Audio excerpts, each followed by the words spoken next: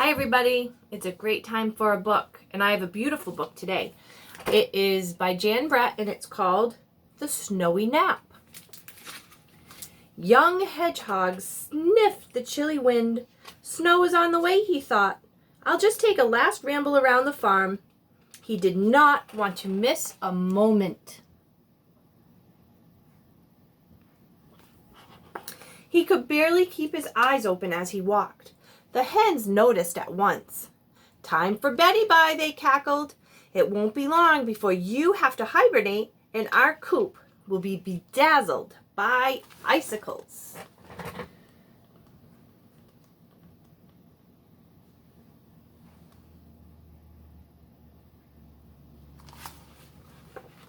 In a sleepy daze, Hedgie trundled past the pond.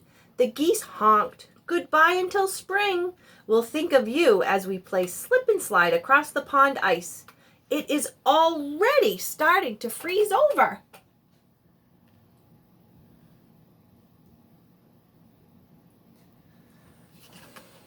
Hedgie came to the sheep shed.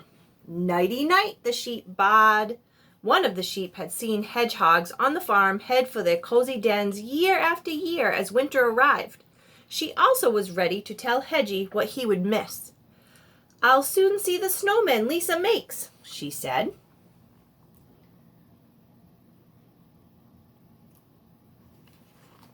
The billy goat overheard and crunched across the frozen field to add, as usual, you will miss winter blue time, when the sun sets and the snowy farm appears in every shade of blue.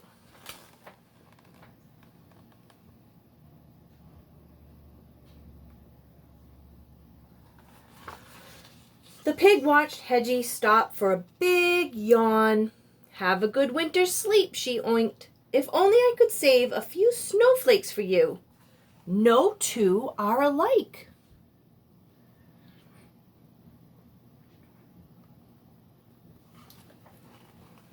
When the pony trotted up, Hedgie guessed what he wanted to say. Sleep well, he neighed. If you hear bells in your dreams, it will be me pulling a sleigh. That was the last straw. I don't want to sleep all winter like last year, protested Hedgie. I want to see icicles and snowmen and snowflakes and pond ice. I want to hear sleigh bells.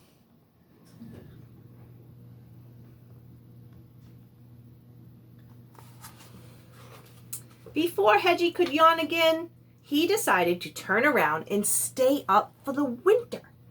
The night grew frosty cold.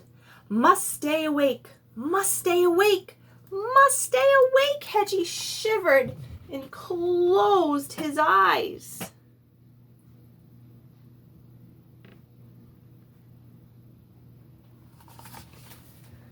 From the farmhouse window, Lisa saw a still shape outside in the cold. Poor little hedgehog is frozen stiff, she cried. She bundled him up and brought him back into the house.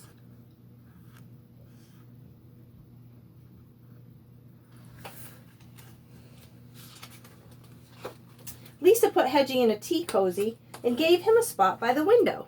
That was a close call, she said. A snowstorm is on the way. You'd better stay in the house and warm up.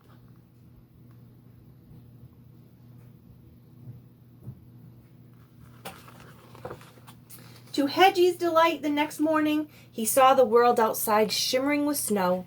The old chicken coop sparkled like a palace.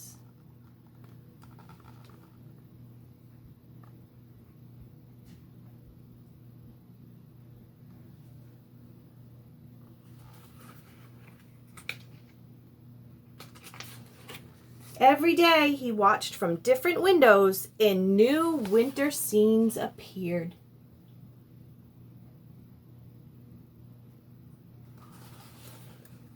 The pond froze into a shiny mirror. Lisa twirled on her skates as the goose and the gander slid to keep up.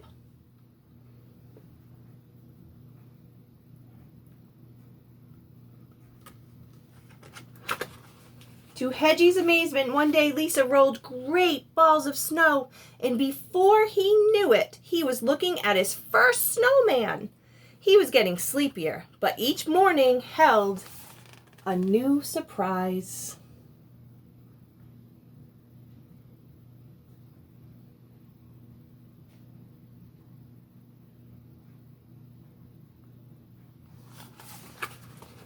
The little hedgehog was dozing when he heard the tinkling of bells.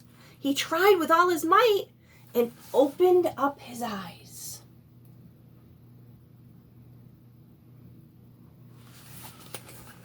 There was the pony pulling a sleigh. Lisa made a snowball and he tossed it, and she tossed it in his direction.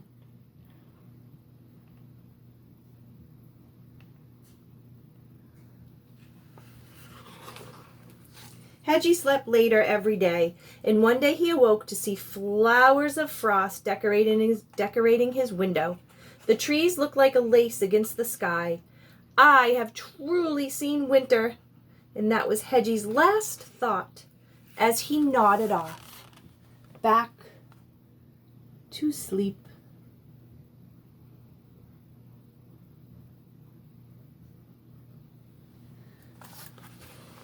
Lisa knew it was time. Leaving the door ajar, she cradled the little hedgehog.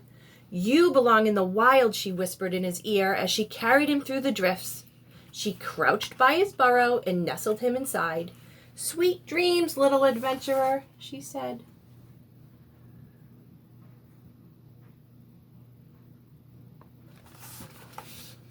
Just then, she noticed the front door was swinging on its hinges.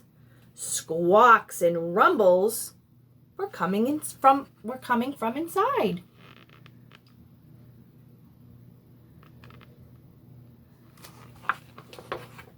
Lisa peered through the doorway and saw animals making a commotion in her house.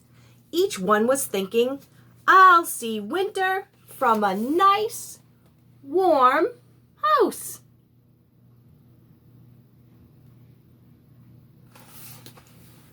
"Out, out," she laughed. "Skedaddle.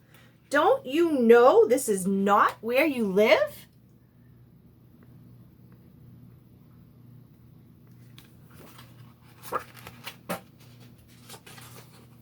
Lisa was shooing the last mouse from the house as Hedgie, snug in his burrow, fell into a deep sleep.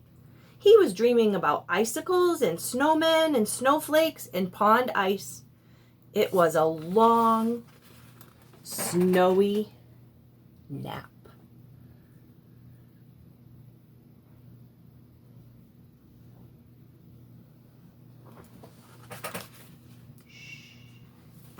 The end.